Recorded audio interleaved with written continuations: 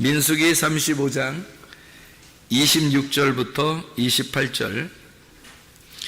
그러나 살인자가 어느 때든지 그 피하였던 도피성 지경 밖에 나가면 피를 보복하는 자가 도피성 지경 밖에서 그 살인자를 만나 죽일지라도 피 흘린 죄가 없나니 이는 살인자가 대제사장이 죽기까지 그 도피성에 머물러야 할 것임이라. 대제사장이 죽은 후에는 그 살인자가 자기 소유의 땅으로 돌아갈 수 있느니라. 아멘.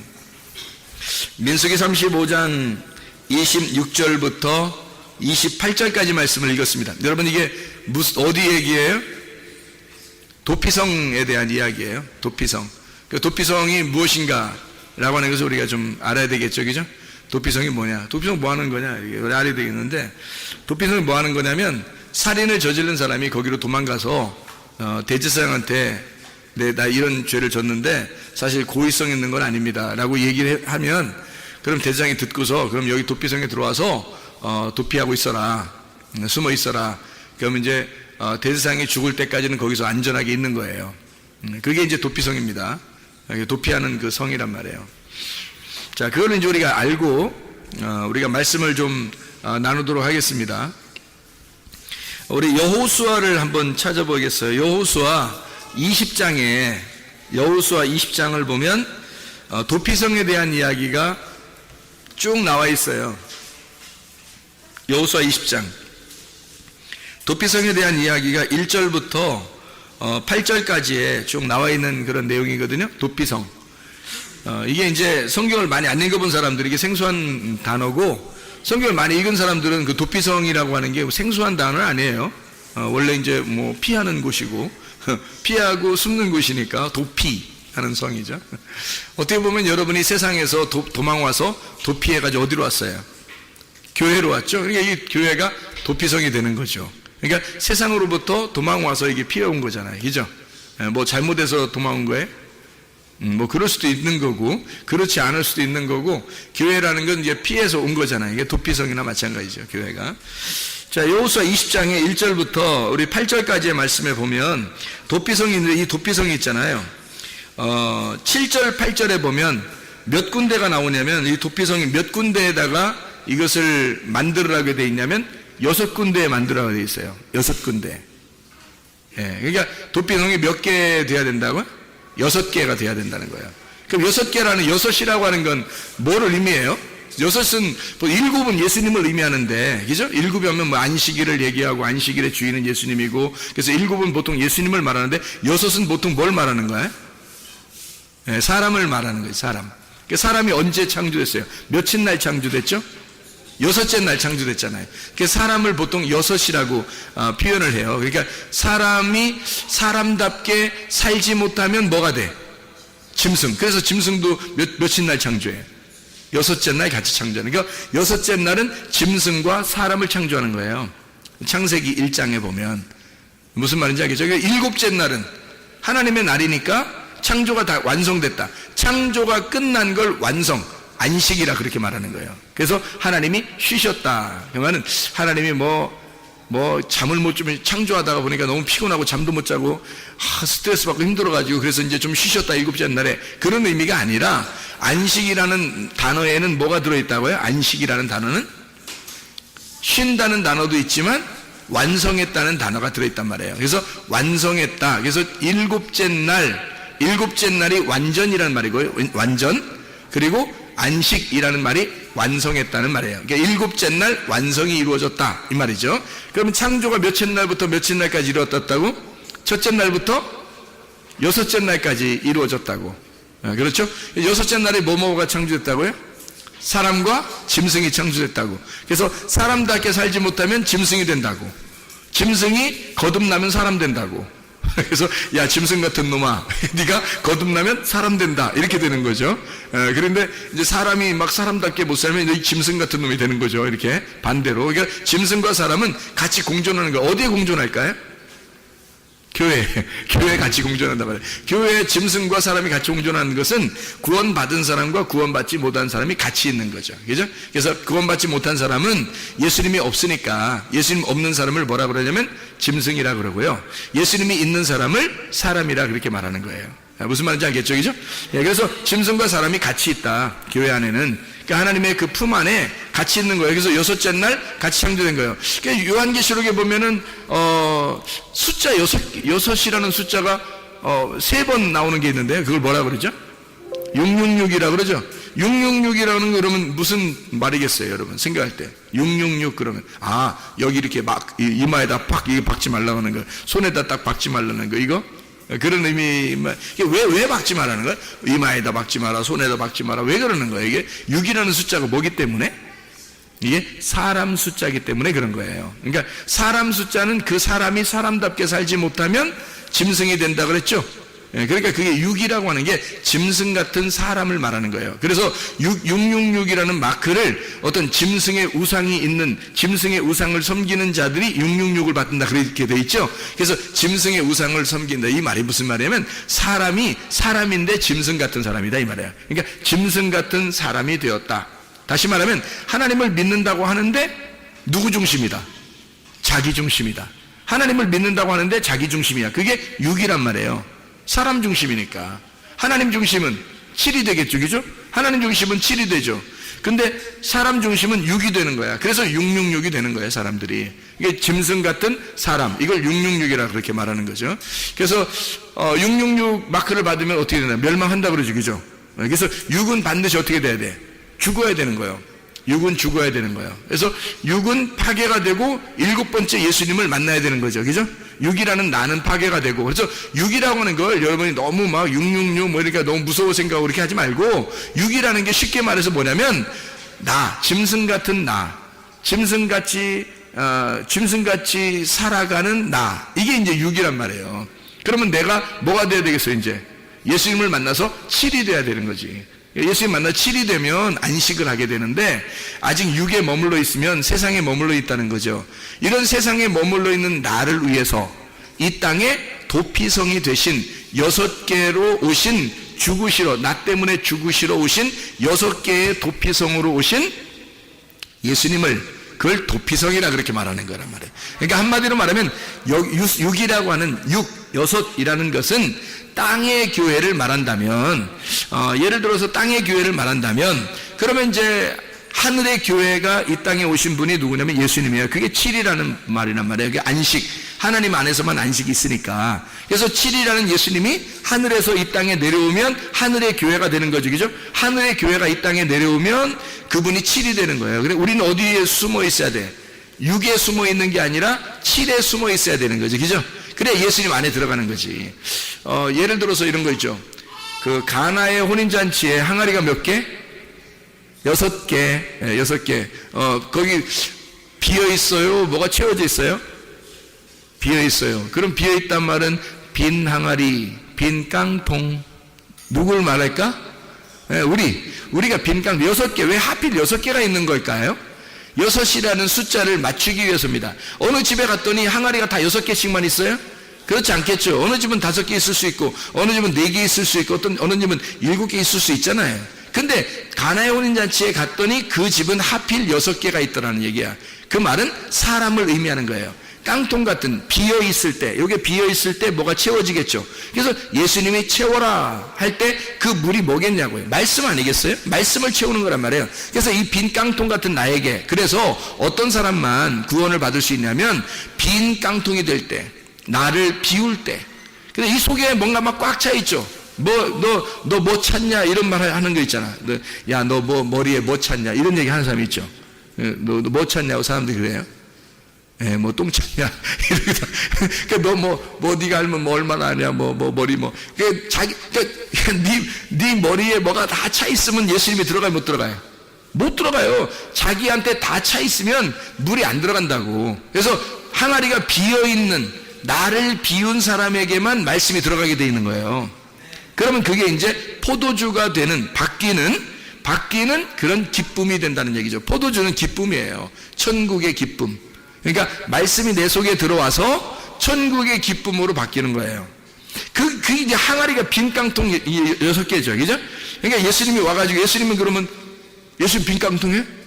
아니죠. 물을 주는 분이잖아. 그러니까 빈 깡통 6개에다가 예수님이 옆에 서 있으면 몇 개? 7개, 예수님까지 7개. 그러니까 예수님은 7번째, 우리는 빈 깡통 6개. 이해가 되겠죠? 무슨 말인가? 그래서 항상 성경에서 6이라는 것이 나오면 사람을 말하려고 한다. 근데 사람을 말하려고 하는데 그 사람이 짐승 같은 사람을 말하기도 하고, 이 땅에 사람을 의미하는 것을 할 때 6이라는 단어를 자꾸 쓰더라. 그래서 사마리아 여자가 남편이 몇 명?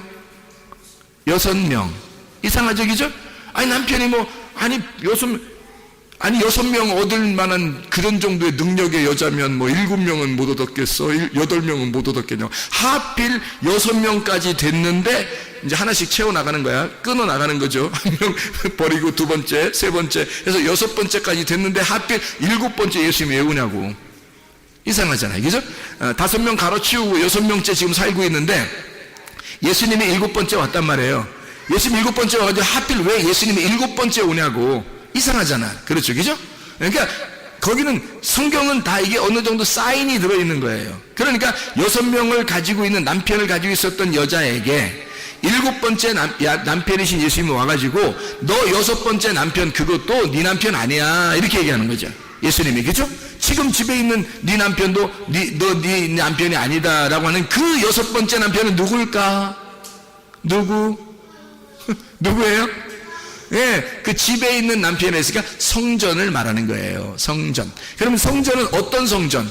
성경에서 말하는 6번째 성전은 어떤 성전일까요? 돌성전, 무너져야 할 돌성전이란 말이에요. 예수님은 7번째니까 예수님은 어떤 성전? 무너지지 않는 성전이란 말이에요. 예수님은 견고한 하늘의 성전이고, 이 땅의 성전은 무너져야 되잖아. 짐승 같은 나니까. 짐승 같은 나는 돌 하나도 돌 위에 남지 않고 다 무너진다. 마태복음 24장에 나와 있는 얘기입니다. 그러니까 이게 종말이 어디에 이루어져야 되는 거야? 내 안에서 이루어져야 된다는 거지. 이해가 되겠죠? 종말은 내 안에서 이루어져. 왜? 내가 666이니까. 내가 666이니까 이 안에서 종말이 이루어져야 된다는 거지. 6개 깡통 빈 항아리는 그 속에 물이 채워지면서 7번째 남편을 만났을 때, 7번째 주인을 만났을 때 6 항아리가 물이 채워져 가지고 포도주로 바뀌는 거예요. 이해가 되겠어요? 그러니까 6개는 주님을 만나면, 7번째를 만나면 6개가 완전해진단 말이에요. 그래서 안식을 누리는 것이다. 무슨 말인지 알겠죠? 이렇게 6이라고 하는 숫자는 예수님 말고 사람을 의미하는, 나를 말하는 것인데, 이 나는 어떤 나냐? 6번째는 무너져야 할 나, 죽어야 할 나. 그래서 666을 받은 사람은 다 어떻게 된다 그래요? 하나님이 대적하시고 죽인다 하겠죠, 그죠? 요한계시록에 나온, 왜 그러냐면 6번째는 죽어야 되기 때문에 그런 겁니다. 그러니까 빈 깡통이, 원래 자기가 빈 깡통일 때, 여러분이 빈 깡통을 생각해보세요. 빈 깡통이야, 자기가. 하긴 머리도 난 비었어, 이런 식으로 생각할지도 모르겠지만, 하여튼 빈 깡통이야, 자기가. 그럼 빈 깡통이면 빈 깡통이 나야. 빈 깡통이 나야. 그러면 빈 깡통이 죽어버리려면 어떻게 해야 돼요? 빈 깡통이 죽어버리려면, 아이고, 그냥 발로 밟아버린다네. 발로 밟아버린대야. 그러니까 빈 깡통이 죽으려면 발로 밟아? 아니죠. 빈 깡통이 죽으려면 거기에 물을 채워야 되는 거예요. 반대로 생각해보세요. 그죠? 자, 빈 깡통이 원래 나야 그 빈 깡통이 반대가 되려면, 빈 깡통이니까 반대가 되려면 물을 채워야죠. 그래서 예수님이 그 빈 깡통에다가 물을 채워서 반대를 만드는 거예요. 짐승 같은 너에게 마음이 비어지니까 너에게 물을 집어넣어서, 말씀을 집어넣어서 너를 사람 만드는 거예요. 누가? 예수님이 와가지고 6개의 항아리인 네가 나를 만나 7개가 되는 거란 말이에요. 예수님을 만나서 7개가 되고, 그 항아리, 그러니까 이 물이 바뀌어가지고 어떻게 돼요? 변해지잖아요. 물이 변하여 포도주가 되는 거죠. 그래서 그 가나의 혼인잔치에 새 포도주를 먹이는 겁니다. 그러니까 옛날 묵은 포도주가 다 떨어졌잖아요. 그죠? 옛날 묵은 포도주가 다 떨어졌어. 그 말은 구약, 율법이라는 구약이라는 선악과가 다 사라졌다 이 말이야. 그리고 빈 깡통이 되었다. 빈 심령, 우리들이 심령이 가난하게 될 때 그 안에다가 하나님은 하나님의 말씀을 집어넣는다. 그 말씀이 하나님의 나라의 기쁨이 될 것이다. 이게 새 포도주란 말이에요. 이해가 되겠죠? 그러니까 묵은 포도주가 다 떨어지니까 깡통이 비어 있어요. 거기에다가 새 물을 집어넣어서 거기서 새 포도주를 만들어 새로운 포도주가 되는 할례를 받은 후에 예수 그리스도와 함께 기쁨을 갖는 생활을 하게 될 것이다 라는 말이란 말이에요. 자, 이해가 되겠죠? 무슨 말인가? 이렇게 왜 도피성을 몇 개를 만들어요? 여기 보니까 여호수아 20장에 7, 8절에 보면 몇 개인지 한번 여러분이 세보세요. 도피성이 몇 개인가? 7, 8절에 도피성 몇 개? 몇 개? 6개예요. 지금 계속 몇 개 얘기했어요? 6개 얘기를 했잖아요. 6개 얘기를 계속 하고 난 다음에 지금 여기 도피성 몇 개? 이러면 이제 몇 개야? 쳐다보지도 않고 6개, 그럼 정답이야. 여기 6개 딱 나온 거예요. 왜냐면 6개라고 하는 도피성은 그럼 뭔 거예요? 이 땅에서 살인한 자가 도망가서 있는 곳이란 말이에요. 그죠? 살인자가 도망가서 있으니까 도피성은 어떤 놈만 있는 거니까 다. 순살인자 강도만 거기 와 있는 거야. 이해가 돼요? 이게 도피성이니까 완전히 무슨 집단이야, 이게? 이게 무슨 범죄의 소굴 집단이야. 무슨 말인지 알겠어요? 그러니까 살인자, 강도, 도둑놈, 죄인들이 막 도피성만 도망오는 거예요, 여기서? 그래서 도망와가지고 거기에 딱 있어. 거기에 순 그런 놈들만 꽉 차 있어요. 그러면 거기를 뭐라 그래? 감옥이라 그러는 거야. 그러니까 성경에 자 보세요. 도피성은 또 다른 말로 말하면 뭐다 그러니까? 감옥이다 이런 말이지. 자, 이렇게 생각할 수 있겠나? 자, 도피성이 감옥이란 말이에요. 그러니까 잘 이제 들어보세요. 그러니까 여러분이 그냥 여러분 나름대로 자꾸 생각하지 마세요. 여러분 나름대로 자꾸 생각하면 이 헷갈려지니까. 그러니까 잘 이제 따라오면 되는 거예요. 여러분이 따라오면 뭔 얘기 하나 따라가 보자. 이렇게 따라와 보세요. 그래서 이제 도피성이 6개니까 이 6을 가두어 둘 수 있는, 그러니까 빈 항아리가 있는데 그 빈 항아리는 6개의 빈 항아리는 이 땅에 있는 거란 말이에요. 그죠?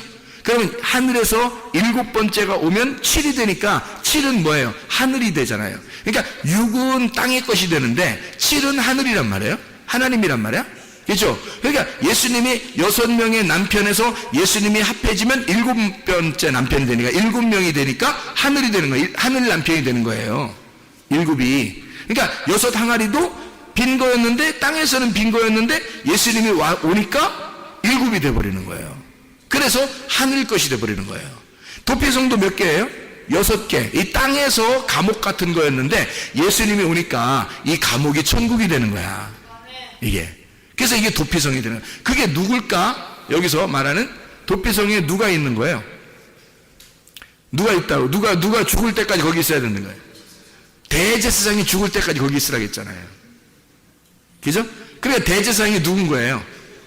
성경에서 창세기부터 요한계시록까지 전체를 봐도 대제사장은 누구를 말해?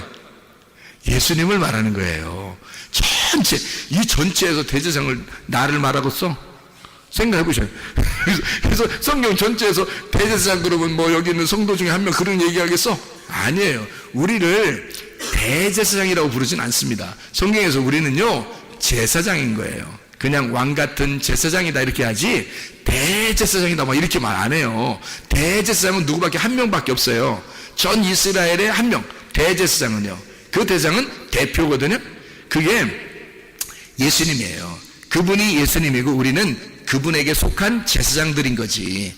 이해가 되겠죠? 그래서 대제사장은 예수님인 거야. 그러니까 예수님이 죽을 때까지 거기 있으라는 거야. 맞죠? 예수님이 죽을 때까지 거기 있으라는 거예요. 그게 도피성이라는 거죠. 지금 금방 민수기 35장 26절부터 28절 우리가 읽었잖아요. 그죠? 읽었으니까 보니까 아하, 도피성이라고 하는 게 대제사장 되는 예수님이 죽을 때까지 거기에 있는 거구나. 우리가 살인자들이. 살인자라고 하는 건요 간단해요. 성경의 그 살인자라고 하는 건 여러분이 살인하면 옆집 사람 뭐 어떻게 하고 뭐 이런 거 살인자 뉴스에도 많이 나오고 이러던데 그런 의미가 아니에요. 성경의 살인자는 동물 같은 거 이렇게 잡아가지고 제사 드리는 거 있잖아요. 그걸 다 살인한다고 그래요. 성경의 살인은. 그러니까 이런 의미를 잘 모르면 진짜 사람 죽인 줄 알아요. 그런 의미가 아니에요. 그럼 여러분이 이제 그렇게 되면 진짜 사람 죽인 게 살인이라고 생각하면 여러분이 교회 나오잖아요. 그럼 어떻게 되냐면 나는 사람 안 죽였는데 이렇게 되는 거예요. 자기는 착한 사람이야. 완전히 뭐 착하니 컴플렉스에 걸려가지고 그 컴플렉스예요. 그게 너무 착한 게 컴플렉스야. 그래가지고 교회 나오면 자기는 엄청 착한 사람, 뉴스 보면은 나쁜 놈들 엄청 많고 거기에. 그러니까 교회에 앉아있는 사람들이, 교회 다니는 앉아있는 사람들이 다른 사람을 다 비판하고 앉아있는 거예요. 그러니까 조금만 교회에서 누가 잘못한다 그러면 자기가 막 비판하는 거예요. 저 사람 왜 저래? 난 안 그런데. 이렇게 되는 거예요. 성경에서 말하는 살인은요, 동물 제사를 말하는 겁니다. 구약에 속해 있는 사람을 살인자라 그러는 거예요. 구약에 속해 있는 사람, 예수님을 못 만난 사람, 예배를 못 드리고 제사를 드린 사람을 살인자라 그러는 거예요. 성경에서. 그 살인자를 뭐라고 성경에 다른 말로 말하면 우상숭배자를 말하는 거예요. 우상숭배자를 다른 말로 말하면 음란이라고 말하는 거예요. 그래서 너희가 간음했다, 음란했다, 그게 뭐냐면 아버지 하나님이 있는데 남편이 거기 있는데 다른 남자를 따라갔다 이거야. 그게 음란이라 그러는 거예요. 그거를 우상숭배라 그러죠. 그 우상숭배가 하나님을 죽이는 행동이다라고 해서 그거를 살인이라 그러는 거예요. 이해가 되겠죠? 무슨 말인가? 그래서 살인이라, 이 살인한 자가 몰랐단 말이에요. 자기가 그렇게 죽인 줄을 몰랐어요. 여러분이 뭐 누구 사람 죽인 것도 아니고 말이에요. 제사를 그렇게 드리려고 했던 것도 아니고 모르잖아요. 그런데 어느 날 교회를 와보니까 알게 된 거예요. 말씀을 듣다 보니까 살인이 뭔지를 알았어요. 간음이 뭔지를 알았어요. 우상숭배가 뭔지를 알았어요. 죄가 뭔지를 알았어요. 이러니까 이게 그전에는 어떤 상태예요? 그전에는 알고 한 거예요? 모르고 한 거예요? 모르고 한 거란 말이에요. 그래서 모르고 죄를 진 사람이 도망치는 곳이 어디다? 도피성이라는 거지. 말씀을 모르는 사람이 이제까지 죄를 졌단 말이야. 그러니까 그걸 모르고 한 거잖아. 제가 죄를 엄청 졌어요. 옛날에 죄를 엄청, 목사인데도 죄를 엄청 져서 나 이렇게 살면 안 되는데 라고 하면서도 죄를 져가지고요, 제가 부담이 엄청스러웠단 말이에요. 이러다가 내가 큰일 나면 어떡하지? 그래도 나 예수님 믿으니까 천국은 갈 거야, 뭐 이렇게 생각했다가 뭐 이게 나를 위로하는 거죠. 위로하고 변명하고 막 나를 그렇게 포장하려고 했던 거죠. 그런데 사실은 그렇지 않아요. 제가 엄청 죄인이었단 말이에요. 그러니까 사람들이 볼 때는 뭐 저를 보면 목사님이니까 뭐 착한 줄 아는데 그것도 진짜 바리새인인 거죠. 이게 그런 것들도 바리새인. 그러니까 정말로 나쁘게 죄를 지은 나를 내가 스스로 날 보면서 하나님 앞에 회개하고 싶지 않겠냐고요. 내가 목사인데 그래도 양심상 내가 하나님 앞에 회개하고 싶지 않겠냐. 그래서 하나님 앞에 회개하려고 여기 이제 무릎을 꿇고 하나님 앞에 기도를 했단 말이에요. 하나님 정말 회개합니다. 내 진짜 다시는 안 할 테니까 내가 이런 죄를 안 짓고 이런 죄를 안 짓고 이런 죄를 안 지려고 하는데 하나님 정말 용서해 주세요. 이렇게 하고 기도를 하는데, 그렇게 기도를 시작했는데 많이 한 게 아니에요. 시작을 했는데 눈물이 펑펑 나는 거예요. 눈물이 펑펑 나는 거예요. 내 인생이 너무 험난했던 거야. 인생이 너무 험난해. 제가 오늘 예배 드리기 전에 우리 그 얘기를 했는데 나보고 먹을 걸 왜 이렇게 욕심내냐는 듯이 쳐다보더라고요. 이 과자 이렇게 내가 먹은 거 있을 때는 항상 나를 먼저 생각해야 돼. 뭐 이러니까 막 지들끼리 웃으면서 이렇게 불쌍하다는 듯이 그럼 먼저 드세요. 뭐 이런 식으로 하더라고요. 그래서 내가 사실은 말이야. 내가 나쁜 과거가 있어서 그래. 뭐냐면 내가 2번 굶어 죽을 뻔했어요. 왜요? 미치더라고. 왜요? 그러니까 뭐 별소리 다 한다 이런 얘기겠죠, 저한테. 근데 사실 왜요? 근데 나는 진짜 2번 굶어 죽을 뻔했다 이렇게 얘기했는데, 그게 무슨 말이냐면 제가 배고파서 2번 굶어 죽을 뻔한 사람이에요. 그러니까 하나님 앞에 내가 한번 기도하면서, 금식하면서 내가 기도하면서 뭐라 했냐면, 하나님, 나 먹을 것만 하나님 저한테 주시면 제가 하나님 일 하겠어요. 그렇게도 고백한 사람이에요. 그러니까 먹을 것만 있으면 나 하나님 살겠습니다. 다른 거 하나도 없어도 돼요. 나 먹여만 주면. 그때 응답받은 게 뭐라고요? 너 잘 먹게 해주겠다. 너랑 같이 있는 사람도 잘 먹게 해주겠다. 이걸 응답받은 사람이에요, 제가. 세상에 이런 것도 응답해줘. 별걸 다 응답해줘, 보면은. 그렇게, 그때 이제 그래서 너무너무 기쁜 거예요. 막 먹는 건 하여튼 뭐, 내 주변에 먹는 건 하여튼 있겠구나. 끊이지 않겠구나. 내가 안 먹어서 그렇지. 내가 안 먹으면 뭐 다이어트 하는 거고, 이제 내가 먹으면 다 이트 하는 거고요. 내가 안 먹으면 다이어트. 내가 먹으면 다 이트 하는 거예요. 그래서 다 이트 하는데, 이제 제가 이렇게 살면서 생각을 해보니까, 내가 하나님, 내가 정말 잘못했습니다. 내 용서해 고백하는데요. 주님이 뭐라고 그러냐면요. 그래서 이제 분명히 제가 그 응답을 받았어요. 분명히. 어떻게 했냐면 깜짝 놀랄 수도. 뭐라고 하냐면요. 네가 죄를 지은 것은 그건 죄가 아니야. 그래요. 네가 죄를 지은 건 죄가 아니야. 뭐가 죄냐면 네가 나를 믿지 않았기 때문에 그렇게 죄를 진 거야. 나는 목사님인데, 신학 공부도 하고 그래도 많이 공부한 사람인데, 나름대로 엄청 많이 공부한 사람이거든요. 잠도 안 자가면서. 근데 내가 하나님을 몰라? 내가 하나님 안 믿는 거야? 하나님은 네가 나를 안 믿었기 때문에 그런 죄를 짓는 거야. 네가 나를 모르기 때문에 그런 죄를 진 거야 라고 얘기한 거예요. 분명히 제가 응답받았어요. 그래서 제가 그날 더 눈물이 나는 거예요. 더 눈물이 나. 왜 더 눈물이 나냐면 이제까지 내가 하나님을 알려고 공부하고 하나님 그래도 잘 믿는다고 생각하고 내가 목사 생활을 하고 있었는데, 그래도 적어도 내가 죄는 짓지만 그래도 하나님 아는 건 내가 좀 안다고 생각했단 말이에요. 그래서 설교도 하고 그랬죠. 그런데 하나님 입장에서는 네가 나를 모르기 때문에 이런 죄를 짓는 거고, 네가 나를 안 믿어서 죄를 진 거다라고 분명히 응답을 받았습니다.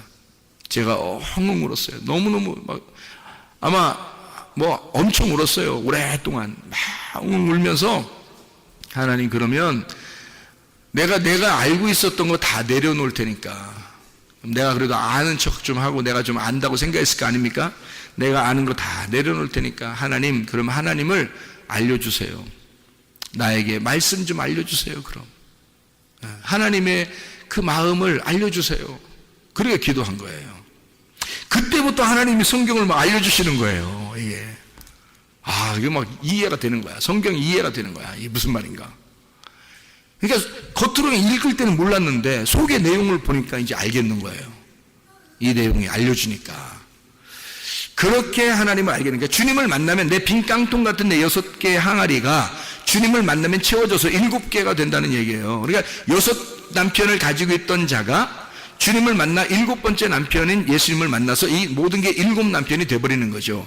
그래서 완전함이 되는 것이란 말이에요. 그러니까 말씀이, 예수님을 만나면, 말씀이란 6이 나의 말씀이 예수님을 만나면 6이 7이 됨으로써 완전해지는 거란 말이에요. 하늘의 말씀이 되는 거죠. 땅에서 알고 있었던 말씀이 하늘의 말씀이 되는 거예요. 그래서 7으로 바뀌어야 된다는 거야. 여러분이 6에서 7으로 바뀌시기를 바랍니다.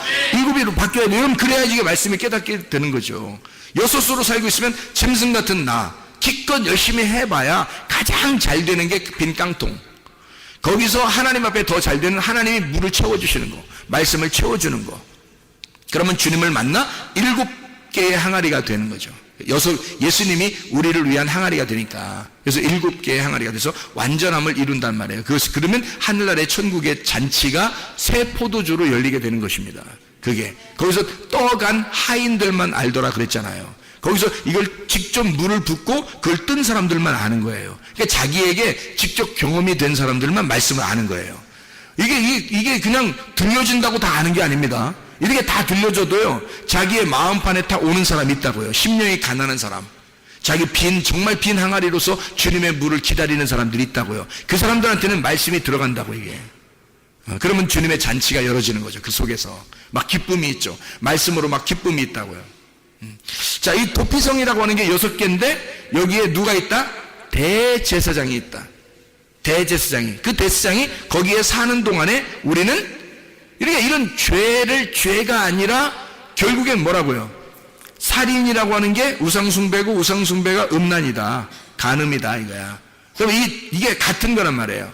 그러면 여러분, 우리 모두 다 이게 안 걸린 사람이 있을까? 없죠. 이게 안 걸린 사람이 없는 거예요. 그러니까 다 6에 속한 사람들이란 말이에요. 우리 인간은 다 6에 속한 사람들이라고. 그러니까 7번째 대제사장한테 도망가지 않으면, 도피성에 있는 대제사장한테 도망가지 않으면 안 된다고. 이게 그러니까 대제사장한테 가서 숨어 있어야 우리가 사는 거란 말이에요. 그 도피성에. 이게 이제 이 땅의 교회인데요, 이 땅의 교회를 6개의 땅의 교회를 이야기합니다. 6개인데 보면 뭐가 되어 있냐면 게데스라는 데가 있습니다. 이 성경에 여호수아 20장의 7, 8절을 여러분이 보면 게데스라는 데가 있어요. 그게 첫 번째 도피성입니다. 게데스. 그리고 세겜이라는 데가 두 번째 도피성이고요. 세 번째 도피성이 헤브론입니다. 그리고 네 번째 도피성이 베셀이라는 데가 나오고요. 여기 이 성경에 지금 나온 겁니다. 여호수아 20장 7, 8절이에요. 그리고 그 다음 도피성이 길랏 라못이죠. 길랏 라못. 그렇죠? 그 다음이 바산 골란이다 이렇게 돼 있죠. 바산 골란 이렇게 돼 있습니다. 그러니까 여기 지금 6개의 그 도피성을 여러분 잘 봐봐요. 게데스, 세겜, 헤브론, 그리고 베셀, 길랏, 라못, 그 다음에 바산, 골란 이렇게 6개가 돼 있잖아요. 이것에서 누가 있다고요? 대제사장이 이거를 관리하는데 대제사장이 있으면 7이 되는 거라고. 그러면 여러분에게 주님이 계시면, 대제사장 되신 예수님이 계시면 이 땅의 교회가 뭐가 되는 거예요? 도피성이 되고 우리를 감추어 줄 수가 있다는 얘기예요. 아무리 어떤 죄인이라도 우리를 감추어 줄 수 있다는 거지. 왜? 우리는 모르고 죄 지은 거니까. 우리는 말씀을 몰랐기 때문에 죄를 지은 거니까. 말씀을 알았다면 죄 지켰어요, 여러분이? 지라게도 못 지는 거예요. 말씀을 알게 되면, 할례를 받고 나면, 거듭나면, 첫째 부활에 동참하면, 예수님을 영접하고 나면 죄 지라게도 못 져요. 마음이 변해버립니다. 그런데 그러기 전에는 늘 죄를 짓게 돼 있어요. 왜 죄를 짓는다고요? 안 믿었기 때문에, 모르기 때문에 그런 거예요. 모르는 게 죄인 거예요. 모르는 게. 그래서 요한복음 17장 3절에 보니까 여호와 하나님과 그 아들 예수 그리스도를 아는 것이 영생이라. 그 아는 것이라는 말이 뭐라요? 기노스코. 기노스코가 뭐라고요? 몸과 마음으로 깨달아진 거, 아는 거. 이걸 기노스코라 그래요. 그 기노스코가 되면 영생이 온다 이렇게 된 거예요. 너희가 나를 믿지 않는 것이 죄다라고 하는 것은 요한복음 16장 9절에 나와 있는 말씀이고요. 그러니까 이렇게 죄라고 하는 것이 그런 의미다. 이해가 되겠죠? 무슨 말인가? 우리가 생각하는 뭐 어떤 뉴스에 나올 만한 그런 죄가 아니에요. 성경의 죄들은 다 우상숭배, 간음, 음란, 살인, 제사 드리는 거, 구약의 제사 드리는 그런 의미들을 얘기하는 거예요. 내 열심으로, 내 믿음으로 제사 드리려고 하는 거, 이거를 우상숭배라 그러고 음란이라 그러고 살인이라 그러는 거라. 그럼 우리는 어떻게 예배를 드려야 되나요? 제사가 아니라 예배, 영과 진리 안에서 예배를 드려야 된다. 영과 진리 안에서 예배 드리는 것은 뭐다고? 영 안에서, 진리 안에서 예배 드린다는 말은 보이지 않는 세계를 위하여 보이지 않는 믿음을 가지고 나의 믿음이 아니라 하나님의 아들의 믿음으로 영 안에서 진리라는 말씀을 깨닫는 것이, 그것이 예배라는 말입니다. 지금의 예배는 그래서 여러분이 와가지고 뭐 동물 제사를 드려요? 아니면 말씀 들어요? 말씀 듣는다고요, 여러분이. 이게 예배라고 생각하는 거예요. 왜 이러면 여기서 깨달아지잖아요. 말씀이 깨달아지잖아요. 그러면 영 안에서 진리 안에서 영이 진리를 깨닫게 해주잖아요, 이게. 그래서 영 안에서 진리 안에서 깨달아지면 이걸 예배라고 그런다고, 이거를. 지금은 영과 진리의 예배란 말이에요, 지금이. 제사 드리지 않잖아요, 여러분. 이해가 돼요? 여러분의 열심으로 되는 거예요, 이게? 하나님의 열심으로 되는 거예요. 하나님의 열심으로 되는 거란 말이에요. 나의 열심으로 되는 게 아니고, 내 열심이 들어가면 율법이라 그러는 거고, 하나님이 자기가 열심히 해서 나를 섬겨주시고 나를 구원해 주시고 은혜를 베풀어 주시고 말씀을 주시면 그걸 은혜라 그러는 거란 말이에요. 율법이 아니라 은혜다 이렇게 말하는 거죠. 하나님이 아들 예수가 이 땅에 오신 것도 은혜로 온 거죠. 우리가 뭐 오라고 해서 온 거 아니에요. 하나님이 자기 아들을 보내신 거란 말이에요. 그걸 은혜라 그러는 거예요. 선물로 우리에게 주셨다 이렇게 말하는 거죠. 말씀도 그렇게 오는 겁니다. 여러분에게 말씀이 계속 떨어지잖아요, 이렇게. 그것은 여러분이 가만히 앉아있는데 그냥 떨어진다고, 말씀이. 그 씨앗이 떨어진다고요. 이걸 은혜라 그러는 거예요. 율법이 아니라. 이해가 되죠? 그러니까 우리는 율법 안에서 구원받는 게 아니라 은혜가 여러분에게 왔을 때 그게 하나님 아들이라는 선물이고, 그 선물을 받았을 때 씨가 심겨진단 말이에요. 그러면 그 열매를 맺히면 이것이 우리에게 하나님의 아들이 잉태가 되는 거라고, 속에서. 그러면 구원받는 거란 말이죠. 하나님의 말씀이 여러분 속에서 자라나시길 바랍니다. 말씀이 계속해서 이게 숨겨져 있는 게 아니라 감추어진 것이 드러나서 비밀 없는 친구가 되고, 예수님과 예수 자꾸 이렇게 발화하여 이게 열매를 맺고 자라나야 된단 말이죠. 그 주님의 이 아들이, 하나님의 아들이. 이해가 되겠죠? 우리 속에서 하나님의 아들이 뭐라고요? 그러면 성경에서 말씀이 속에서 자라나야 된다는 거죠. 그러니까 말씀을, 너희가 하나님을 아는 것과 그 아들 예수 그리스도를 아는 것이, 잘 알게 되면 뭐라로, 어디 보여요? 어디 보여서 알게 됐어? 말씀이거든요. 그 말씀을 알게 되는 것이 너희에게 영생이다라고 얘기하잖아요. 그러니까 말씀을 우리가 설교 듣는 시간이 어떻게 보면 굉장히 중요한 시간입니다. 그 시간이에요. 근데 사람들은 그걸 잘 모르니까, 이게 진짜 예배인지 잘 모르니까 어떻게 뭐 열심히 어떻게 해야지 예배를 드리는 거야 뭐 이렇게 생각한다고요. 근데 주님은 원하는 게 뭐겠어요? 너희들은 원래 하나님의 아들이 아니야. 너희들은 양자가 됐잖아. 양자가 됐으니까 너희들은 아버지를 잘 모를 거 아니야. 아버지 하나님을 잘 모를 거 아니야. 그러니까 아버지가 목사를 통해서, 말씀을 깨달은 목사를 통해서 알려주고 싶은 거야. 아버지를 자꾸 알려주고 싶은 거야. 하나님 아버지를 자꾸 소개하고 싶은 거야, 이렇게.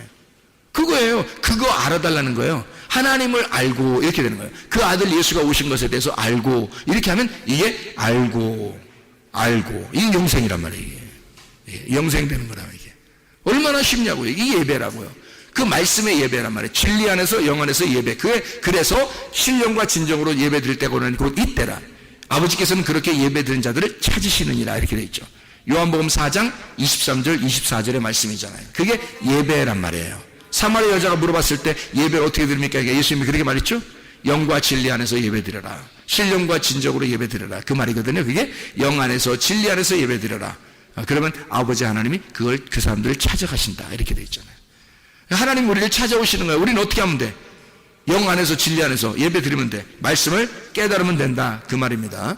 자, 우리가 보면 이제 6개의 그 도피성을 봤는데 그 6개의 도피성이 어떻게 생겼냐면 이렇게 된 거예요. 하나는 게데스입니다. 게데스라고 하는 게요, 카데시라고 하는 단어인데 이 카데시가 거룩한 곳입니다. 거룩한 곳. 이 카데시는 카다시에서 나온 거예요.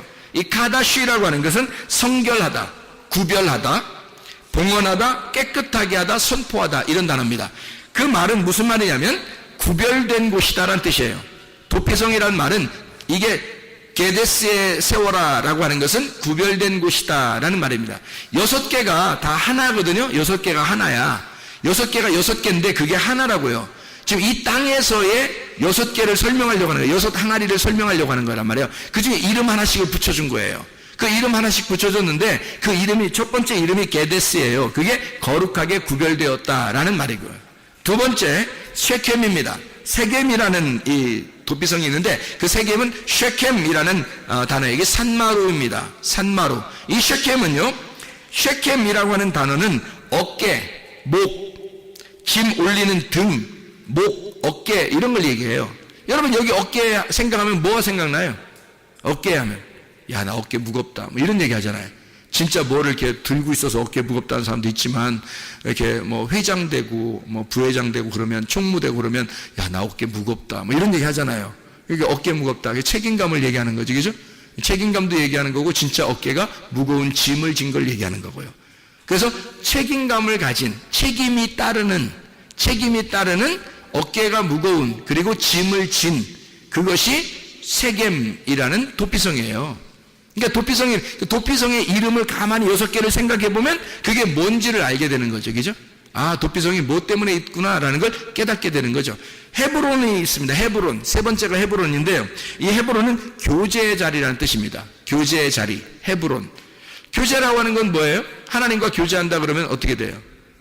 예배를 말하는 거죠. 예배. 거기서 헤브론. 아브라함이 헤브론에서 하나님께 제단을 쌓았더라. 이렇게 되는 거예요. 그래서 아브라함이 헤브론에서 제단을 쌓았더라. 자, 다윗이 왕이 될 때 이스라엘 백성들이 아직 인정하지 않고 유대 백성들이 인정하고 있을 때 다윗이 첫 번째로 왕이 돼서 하나님 나 어디에서 왕권을 내가 행사할까요? 라고 하나님 앞에 기도했을 때 어디로 가라고 하나님이 명령했어요? 헤브론으로 갈지니라 이렇게 돼 있잖아요. 그 헤브론이 너 헤브론이나 가라 이 말이거든요. 너 헤브론이나 가라. 그럼 그 말은 뭐예요? 너 나와 예배에 성공하자. 너 예배 먼저 드려라 그 말이에요. 너 예배 먼저 드려라. 나하고 교제하자.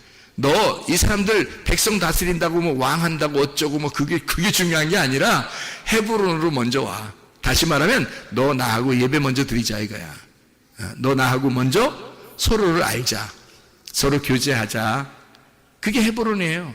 친구가 되는 그 헤브론. 이 헤브론이라는 것은 헤베르에서 나온 단어고요. 이게 단체, 물이라는 단어입니다. 하바르에서 나온 단어고 이게 결합하다, 연결하다, 동맹하다, 쌓아올리다라는 단어예요. 그러니까 함께 결합해서 동맹을 이루는 겁니다. 그러니까 함께 하는 거니까 교제죠.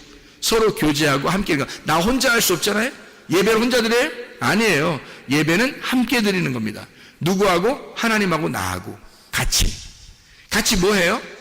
예배를 여러분 쉽게 얘기해서 예배를 뭐라 그래요? 예배를 쉽게 얘기해서 뭐라고 그랬다고 그랬어요? 예배는 뭐 하는 거라고? 먹는 거라고. 먹는 거. 뭘 먹어? 양식이 뭐예요? 말씀. 그러니까 하나님도 먹고 우리도 먹는 거. 그게 예배야. 그러니까 하나님은 뭘 드신다고? 가슴과 우편 뒷다리는 누가 먹어? 우리가. 먹기 좋은 거는 우리가 먹는 거고, 그리고 하나님 뭐 드신다고요? 기름과 피를 드신다고. 그래서 하나님에게 제사 드릴 때는 기름과 피를 하나님 앞에 드리잖아. 그렇죠? 우리는 가슴과 우편 뒷다리를 먹게 돼 있는 거예요. 하나님의 사랑, 가슴을 먹게 되고 하나님의 마음을 알게 된 사람이 여호와의 능력으로, 그 우편 뒷다리 능력으로 살아가야 된다라는 그런 말이에요.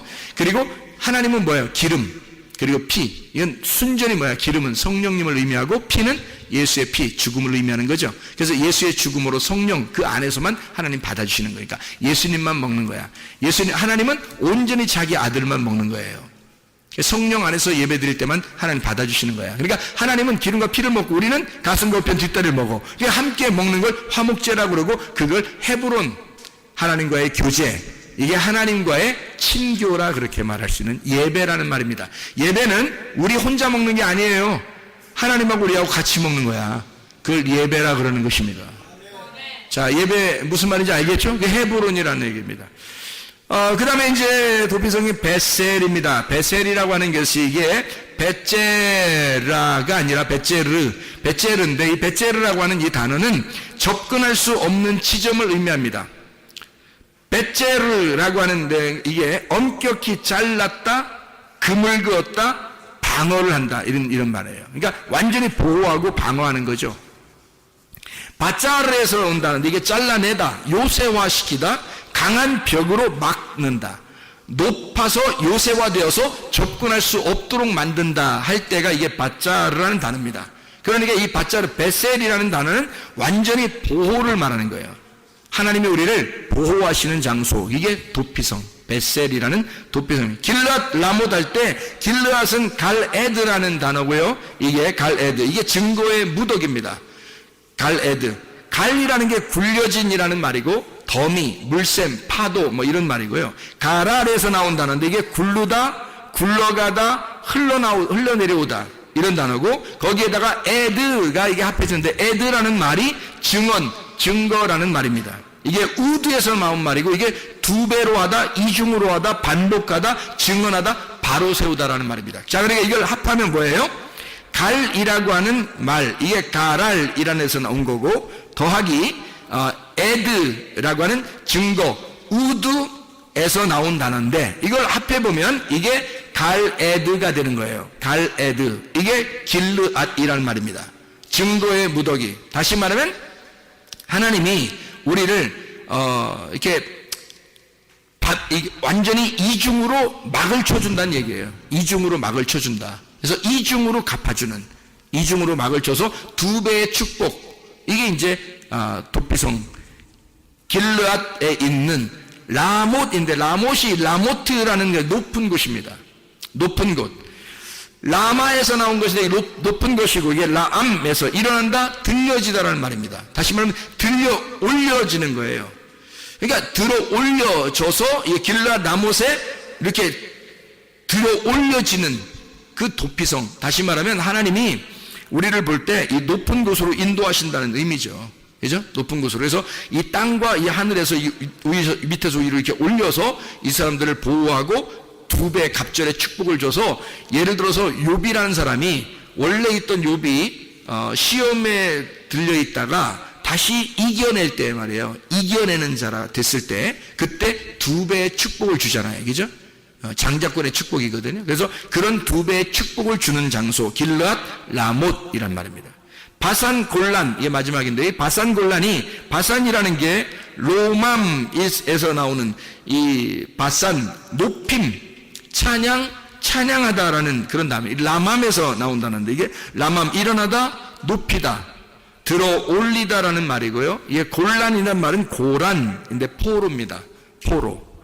참 이상한 단어예요. 이 단어가 도피성인데 포로라는 단어예요. 골란에서 포로, 곤란하다 이거 아니에요. 곤란하다. 이게 포로가 된다는 말인데, 가라에서 나온 거예요. 희한한 단어인데 이게요. 가라, 고라에 가라라는 말로 왔다는 말이에요. 가라라는 말이 무슨 말이면 벌거벗기다, 끌고 가다, 드러내다라는 말이에요. 자, 포로를 벌거벗겨서 집어넣은 장소, 이게 도피성이래요.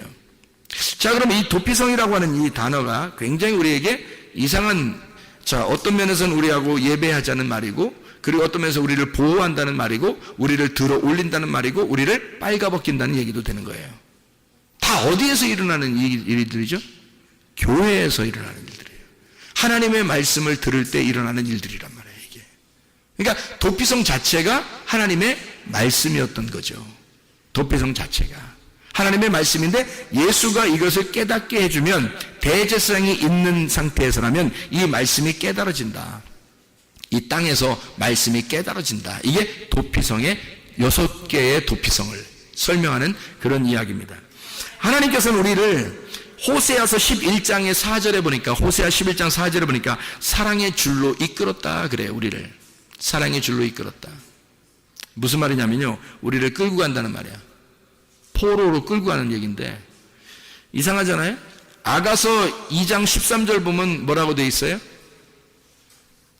내 사랑아 일어나 함께 가자 그래요. 내 사랑아 함께 일어나 함께 가자. 그 말은 내가 너를 사랑의 포로로 삼았다. 그러니까 사랑으로 포로를 삼았다는 거야. 그래서 함께 가자는 거야. 그게 끌고 간다는 포로의 입장이거든요. 우리가 포로가 되려면, 이왕이면 예수님의 포로가 돼야 되는데, 로마서 1장 1절에 보니까 이 바울이 뭐라고 하냐면, 나는 예수 그리스도의 종이라 그래요. 둘로스. 이게 노예거든요. 예수 그리스도에게 완전히 구속된 자야. 속한 자라는 거지. 이 노예라는 노예. 로마서 8장 2절 보니까 죄와 사망의 법에서 우리의 생명의 성령의 법으로 옮겼다 그랬는데요. 죄와 사망의 법에 있었던 내가 생명의 성령의 법 안에 옮겨진 거예요. 다시 여기로 묶인 겁니다. 죄와 사망의 법에서 묶여있던 내가 생명의 성령의 법으로 다시 묶였다는 얘기야. 여러분이 율법에서 벗어나가지고 교회를 왔더니 알고 보니까 성령님이 우리를 다시 붙잡는다는 거지. 그래서 성령님의 포로가 되어 있는 거예요. 근데 성령님은 우리를 마구잡이로 죄인 만드는 게 아니라 사랑의 포로를 잡아 우리를 일어나 함께 가자. 나의 사랑아 일어나 함께 가자. 그랬더니 이 여인이라는 내가 그 신랑을 떠나질 못하는 거예요. 죄와 사망의 법이라는 그 율법, 그 우악스럽고 율법적인 그 죄를, 나의 죄를 정죄하던 그 율법에서, 죄와 사망의 법에서 내가 묶여 있었는데 우리 주님이 거기서 나를 빼내줬단 말이에요. 빼내주고 생명의 성령의 법 안에 다시 우리를 묶어서 사랑의 포로를 삼았다고. 그래서 우리 주님은 우리를 어떻게 하냐면 우악스럽게 우리를 가자고 하는 게 아니라 인격적으로 우리 함께 갈까. 내가 너를 너무 사랑하는데 우리 함께 가자. 이게 사랑의 포로예요. 이게 어디에 나오는 거냐면 도피성에. 도피성이 그런 곳이라고요. 하나님이 우리를 그렇게 사랑하는, 그러니까 우리를 사랑의 포로 삼아서 우리를 같이 함께 가고 싶어하는 곳, 그게 도피성. 그러니까 우리는 완전히 우리는 뭐 빨개 벗겨가지고 막 우리를 포로로 삼다니까 우리 어떻게 해 뭐 이런 게 아니라 사랑의 포로. 하나님 우리를 너 있는 모습 그대로, 너 있는 모습 그대로 나는 너를 사랑할 거야. 주님이. 그래서 너를 발가벗겨. 네가 입었던 옷 말고 이제 내가 너에게 옷을 입혀줄게. 그래서 주님이 우리를 발가벗겨서 우리를 끌고 가서 자기의 사랑의 포로를 삼는 거예요. 그랬더니 이 여자가 신랑을, 이런 신랑 만나고 난 다음에 안 벗어나는 거야. 너무 좋으니까, 너무 인격적이니까 안 벗어나는 거야. 자기가 사귀던 남자, 자기가 남편이었던, 섬기던 그 남편은 율법이었고 너무 힘들게 했는데 자기를, 새로운 신랑을 만났어. 은혜라는, 복음이라는, 진리라는 신랑을 만났어요. 이 남자친구는, 이 신랑은 너무 잘해주는 거야. 자기를 함께, 내 사랑아 함께 가자. 슬프면 같이 슬퍼해주고 기쁘면 같이 기뻐해주고, 자기가 앞에 막 먼저 막 가는 것도 아니고 함께 동행하는, 같은 걸음으로 같이 가는, 늘 옆에서 같이 있어 주려고 하는 그런 사랑의 신랑이라는 거죠. 그게 주님입니다. 그게 우리의 도피성이고 우리의 주님이시라는 거죠. 이렇게 친구처럼 사랑하는 거, 이게 진짜 신랑과 신부. 결혼 잘한다, 결혼 잘했다, 결혼 잘해야 된다, 결혼 잘했구나, 이런 걸 어떻게 알 수 있어요? 어떻게 되면 결혼 잘했다는 거야? 둘이 친구 되면, 둘이 친한 친구가 되면, 서로 비밀이 없고 서로 자기의 것을 감추지 아니하고, 그리고 친구처럼 지낼 수 있다면, 그러면 결혼 잘하는 거고 결혼 잘한 것입니다.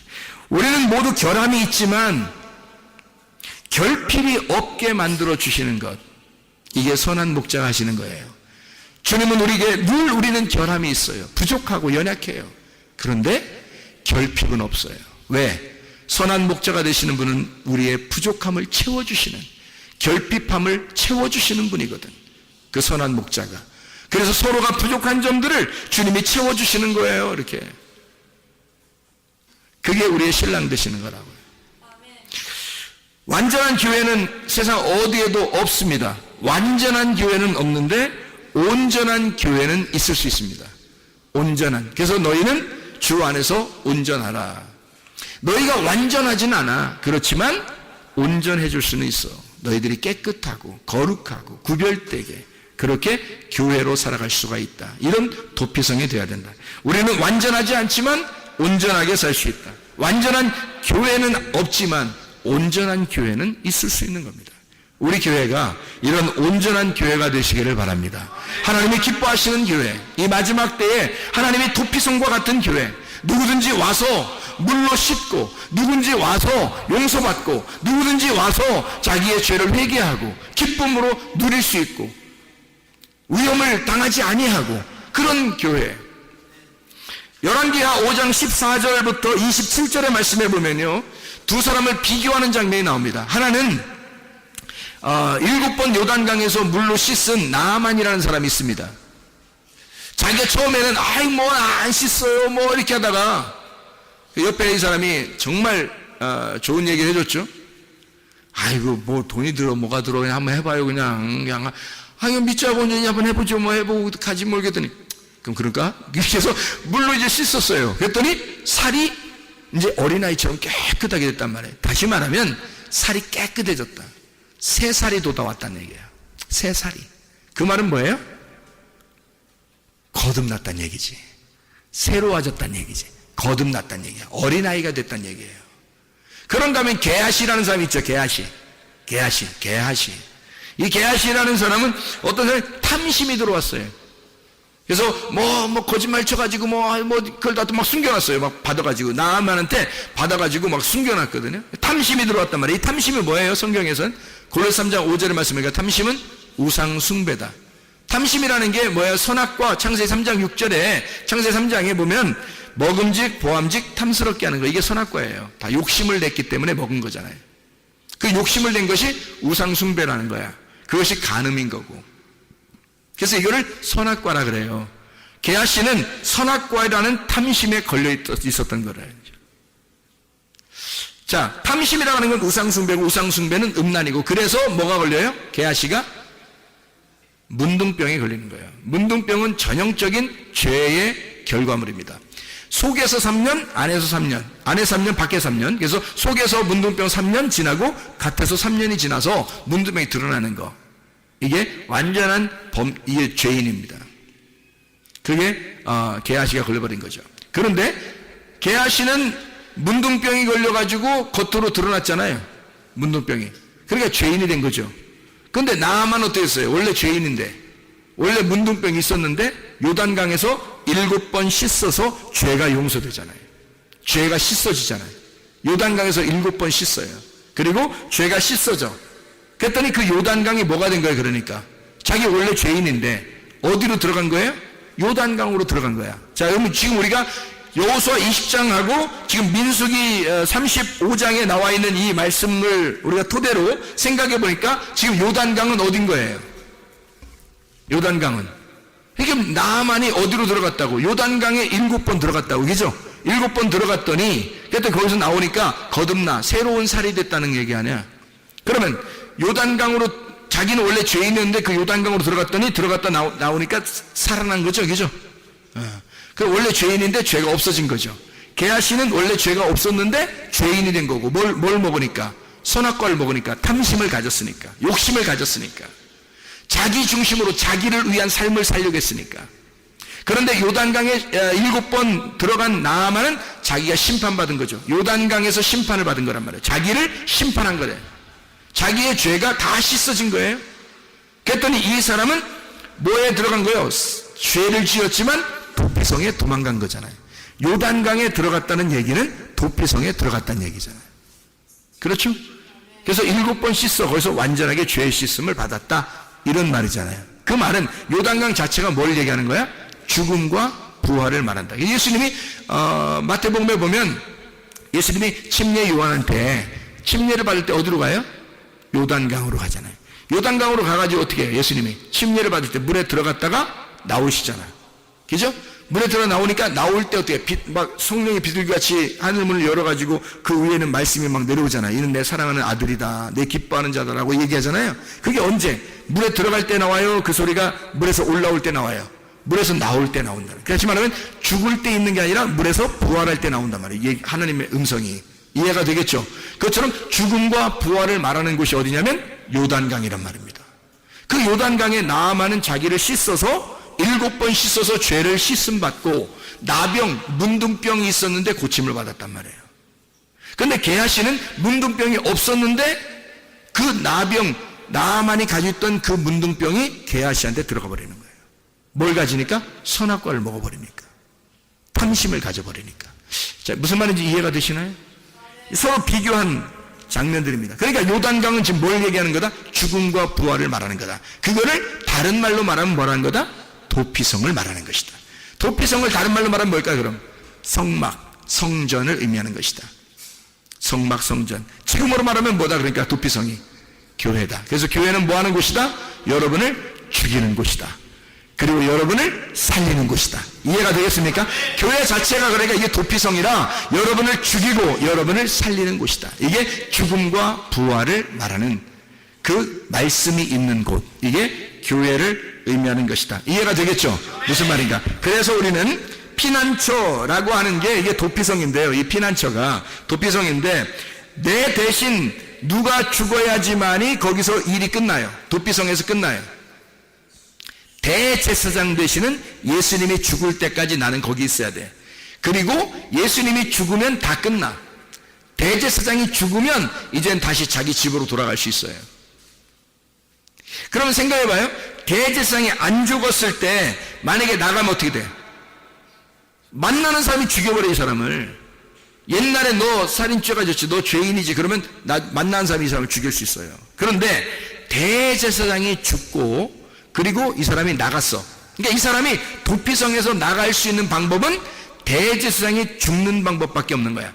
대제사장이 죽을 때까지는 도피성에 있어야 되는 거예요. 나가려면 대제사장이 죽어야지 나가는 거예요. 그러니까 이 사람이 이제 죽어야 되는데, 원래 죽어야 되는데 대제사장이 죽는 거예요. 대제사장이 죽으면 이 사람을 죽이는 법이 끝난 거야. 이 사람을 죽이는 법이 없어져 버린 거예요. 더 이상 정죄가 없는 거야. 죄를 고발할 만한 게 없어진 거예요. 더 이상. 그래서 율법이 끝난 거야. 죄가 끝난 거예요. 그래서 이 사람을 더 이상 정죄할 것이 없으니까, 제사장이 죽었으니까 누군가는 죽어야 나가는 곳이 도피성이에요. 그러니 나의 죄를 위해서 누가 대신 죽은 거야, 대제사장이. 그러니 나는 죽으니까 나는 더 이상 죽을 필요가 없는 거지. 그래서 나는 나올 수 있는 거예요. 이제는 누가 죽이면 안 되는 거예요. 만나도. 옛날에 나의 과거를 아는 사람이 이 사람을 만나도 죽일 수 없는 거예요. 왜냐하면 대제사장이 대신 죽어서, 대상이 죽었다는 증표가 있으니까, 이 사람에게. 그러면 법이 없어진 거잖아요. 법이 없어졌으니 누가 이 사람을 정죄할 수 있겠냐 이거야. 아무도 정죄할 수 없죠. 그래서 살아나갈 수 있는 거예요. 대제사장이 죽으면 나가는 곳. 이게 도피성이에요. 놀라운 거죠. 그러니까 여러분이 진짜 예수 그리스도 안에서, 이게 뭐라고요? 도피성이 하나의 감옥 같은 거예요. 왜? 죄인들만 모이는 거니까. 죄인들만 모여서, 이게 도피성이니까 이게 죄인들만 모이는 게 감옥이야. 근데 이게 어디서 이게 해방을 받을 수 있냐면 대제사장이 죽으면 해방받는 거예요. 이게 도피성이라고요. 노아의 방주 같은 거죠. 노아의 방주 들어갈 때는 죽는 거고요, 나올 때는 부활하는 것입니다. 똑같은 얘기죠. 무덤과 같은 거예요. 무덤. 교회가 딱 무덤과 같죠. 이게 배 같고, 그죠? 그러면 여기에 들어갈 때는 죽는 거고 나올 때는 부활하는 거란 말이에요. 그래서 이게 죽음을 완전히 죽은 사람은 나오면서 부활하는 거란 말이죠. 죽음과 부활을 같이 말하는 곳, 무덤과 같은 노아의 방주, 교회 같은 곳, 말씀을 경험하고 그 말씀만 남고 내가 죽으면, 말씀만 남고 내가 죽으면 벗어나게 되는 곳, 내가 죽고 나를 아는 그 대세상이 죽고 그리고 말씀만 남아있으면 내 속에, 그러면 나는 벗어나 살게 되는 곳, 이걸 도피성이라 그렇게 말하는 겁니다. 그래서 마가복음 8장 34절에 주님이 따라오라 그래요. 어떤 사람 어떻게 따라오라 그래요? 자기를 부인하고 자기 십자가를 지고 따라오라 그러잖아요. 자기를 부인하고 자기 십자가를 지고 따라오라 그래. 그러면 어디까지 따라가? 우리가 자기 십자가를 지고 자기를 부인하고 따라갔더니 어디로 가? 예수님이 무덤으로 들어가더란 얘기야. 십자가에 죽으시고 내 십자가를 지고 따라갔더니, 나를 부인하고 따라갔더니 어디까지 가?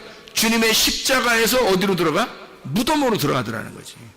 그랬더니 무덤으로 가니까, 자, 무덤으로 가니까 이게 뭐라고? 도피성이라고. 그게 도피성이라고. 그랬더니 그 무덤이 더 이상 나를 죽이는 곳이에요. 이제 예수님이 죽었으니까, 내가 죽었으니까 거기서 나를 더 이상 죽이는 곳이에요. 나를 이제 살리는 곳이 되겠어요. 살리는 곳이 된단 말이죠. 누군가는 죽어야 끝나는 장소, 이게 도피성. 무슨 말인지 알죠? 노아의 방주에 들어갔을 때 모든 사람이 다 죽잖아요. 밖에 있는 모든 사람이 다 물에 의해서 죽어요. 누구만 살아요? 노아 방주 안에 있는 사람만. 그 사람들 안에, 노아 방주 안에 들어가서 뭘 했다 안 했다? 아무것도 안 했다. 왜? 그거는 성경에 쓸 수가 없다. 뭐 했다고 쓸 수가 없다. 왜? 노아 방주 자체가 무덤이니까. 노아 방주 자체가 무덤이니까 예수님이 무덤에 들어가면 무덤에서 어떻게 돼? 반드시 부활하는 거예요. 여러분이 죽고자 하는 자는 반드시 어떻게 돼? 사는 거야. 여러분이 살려고 그러면 반드시 죽는 거예요. 여러분이 죽고자 하면 반드시 무덤에서 나오게 돼 있다. 부활해서 나오게 돼 있다고. 그거를 사는 거라고 얘기하는 거라고요. 주님은 우리 보고 무덤까지 따라오라 그래. 무덤까지 갔더니 우리를 부활시키더라는 거지. 이해가 되겠습니까? 그걸 우리는 성경에서 뭐라고 말하냐? 도피성이라고 말한다. 자, 마지막으로 민수기 35장 26절부터 28절까지 말씀, 도피성이라는 말이 나와요. 대지상이 죽을 때까지 거기에 있어라, 그런 얘기고요. 대상이 죽으면 너는 빠져나오게 될 것이다 라고 이야기합니다. 내가 죄를 고백한 대지상이 죽었다. 다시 말하면 공소시효가 끝났다라는 말이고, 나를 정죄할 정죄가 더 이상 없다. 법전이 없어져 버렸다는 얘기야. 그 법이. 그러니 나를 정죄하겠느냐, 누군가가. 안 된다. 이미 죽었으니까. 정죄할 그 율법이 죽어버린 거란 말이에요. 더 이상. 그러니까 우리에게는 복음만 남아있는 거지, 진리만 남아있는 거지. 그래서 나와 하나 된 그 대제사장이 죽을 때 나는 자유하게 된다는 겁니다. 왜 성경에 그런 식으로 도피성을 써놨을까? 라고 하면 민수기 35장 26절부터 28절에 도피성이라는 이 단어가 미크라트라는 단어입니다. 미크라트라는 이 단어는 수용한다라는 단어인데, 수용한다라는 단어인데요. 미크라트, 이 미라고 하는 게 이게 mem에서 나온 겁니다. mem이라는 게 장소예요. 장소. 그리고 카라트의 장소예요. 그러니까 mem이라는 게 장소고 카라트, 그래서 이걸 합해서 미크라트라고 하는 거예요. 이걸 도피성이라는 단어거든요. 도피성은 미크라트인데 이게 mem, 장소, 그리고 카라트의 장소다, 이런 얘기야. 그럼 카라트가 뭐냐면, 카라트란 단어는 불구로 만들다는 단어예요. 불구로 만들다. 지체 부족한 자로 만든다. 어서 많이 듣던 얘기 아니에요? 지체 불구자로 만든다. 어서 많이 듣던 얘기죠? 야곱이 하나님하고 싸울 때 하나님이 야곱을 쳐서 불구자로 만들죠. 그렇죠? 그게 도피성. 그 장소가 야곱이 죽는 장소란 말이에요. 야곱을 완전히 꺾어내는 장소, 야곱을 완전히 꺾어버리는, 죄 지은 자가 그 도피성으로 도망가 자기의 옷을 다 벗겨지는 그 장소, 자기의 수치를 정확하게 깨닫는 장소, 그래서 자기가 죽어버리는 장소, 자기가 없어지는 장소, 그리고 예수라는 말씀이 살아나오는 장소가 미크라트, 도피성, 예수 그리스도가 여러분의 도피성 되기를 바랍니다. 우리 교회가 이 마지막 시대에 도피성 되기를 바랍니다. 그래서 주님 만나는 장소가 다 되시기를 바랍니다. 우리 하나님 아버지 인도하시고 사랑하심을 감사합니다. 주의 말씀대로 살다가 주님 만나게 도와 주시옵소서. 예수 그리스도 존귀하신 이름 받들어 기도 올리옵나이다.